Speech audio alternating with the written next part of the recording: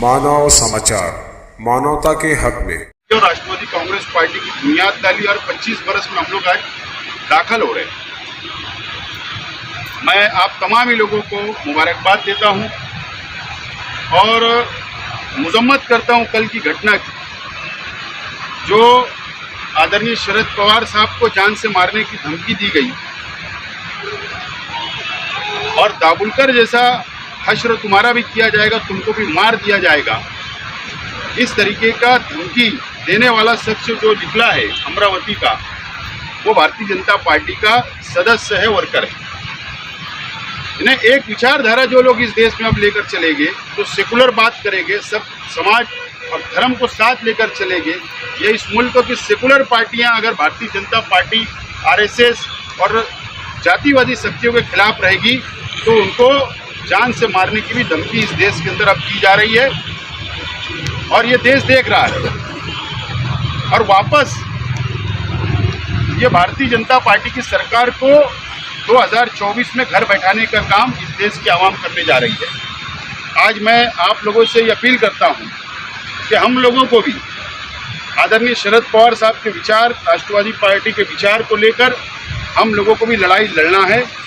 और मुझे उम्मीद है कि जिस तरीके से देश भर के अंदर शरद पवार साहब भारतीय जनता पार्टी के खिलाफ में लड़ते हैं और आज तक अपनी विचारधारा के ऊपर 84 बरस की उम्र के अंदर भी वो एक डट कर मुकाबला करने का काम कर रहे हैं, और हमको उनकी विचारधारा को आगे लेकर अभी शरद पवार साहब ने 2 दिन पहले स्टेटमेंट दिया कि इस देश के अंदर मुसलमानों और क्रिश्चियन के साथ जो हो रहा है ये गलत है। ये बहुत बड़ा जो लीडर होता है, जो बहुत धालिसमंद लीडर होता है, वही ये बयान दे सकता है। मुसलमानों की हिमायत में, क्रिश्चियनों की, अल्पसंख्यकों की हिमायत के अंदर अगर किसी ने बयान दिया तो शरद पवार साहब है। मैं ऐसा मानता हूँ आज देश की दूसरी सेकुलर पार्टियां भी ऐसे बयान देने के अंदर 10 दिन सोचती है, लेकिन शरद पवार साहब ने वो बयान दिया और उसके बाद आप देखो कि शरद पवार साहब को धमकी आ गई। तो हमको एक विचारधारा लेकर चलना है और हमारे शहर के अंदर, हमारे ताल्लुके के अंदर हम लोगों को राष्ट्रवादी कांग्रेस पार्टी को मजबूत करने का काम हम सबको मिलकर करना पड़ेगा। जब जाकर हम लोग बोलते हैं ना कि कतरे कतरे से दरिया बनता है, तो हम लोग मालेगांव में मजबूत कर लो।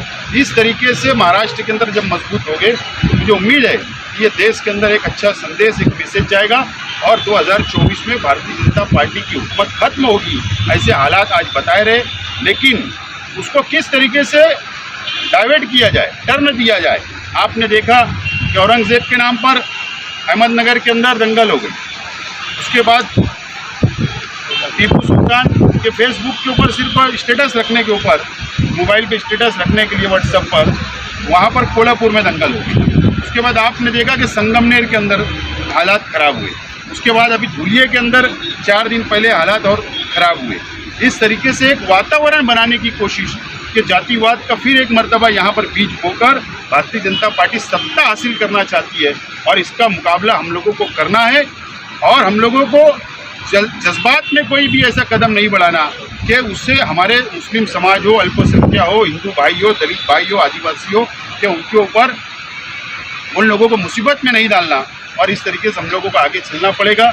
बहरहाल इस मौके के ऊपर मैं आप लोगों को बहुत बहुत मुबारकबाद पेश करता हूं और आप लोग यहाँ पर अपना वक्त निकालकर भवन पर, राष्ट्रपति भवन पर पहुँचे, आपका शुक्रिया।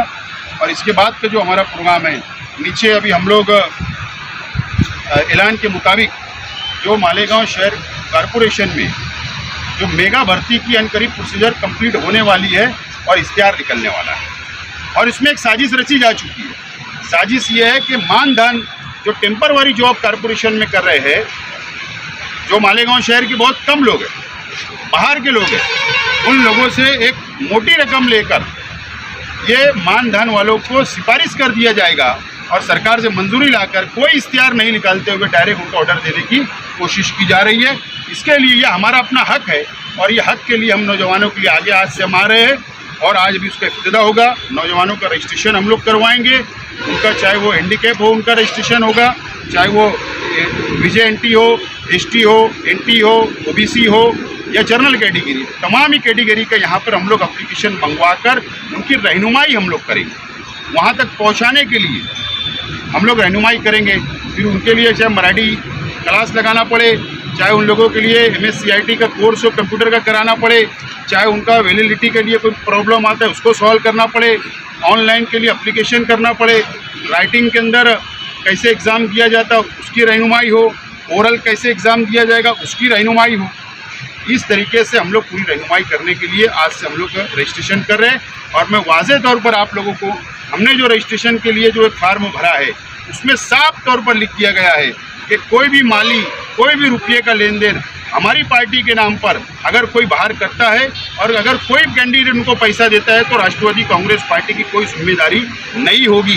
तो मैं अपील करता हूं कि कोई भी शख्स शहर का किसी को भी एक चाय भी ना पिलाए, रुपया भी ना दे। ये हमारी एकदम भूमिका है, पॉलिसी है और हम लोग मुफ्त में उन लोगों की रहनुमाई करेंगे।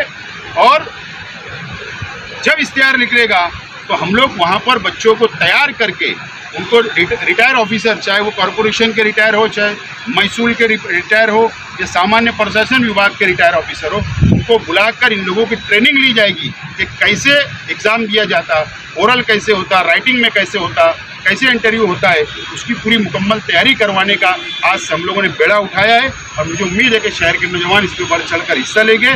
हमारा काम है कोशिश करना और आखिरी में नौजवान अगर तैयार हो गए अपनी टैलेंट के बुनियाद पे तो मुझे उम्मीद है कि 600 में से कम मालेगांव शहर के 50% से ज़्यादा लोग लगना चाहिए। ये आज हमारी भूमिका है। और मैं बार बार ये दोहरा रहा हूँ जुमला कि आज अगर अभी नहीं तो कभी नहीं।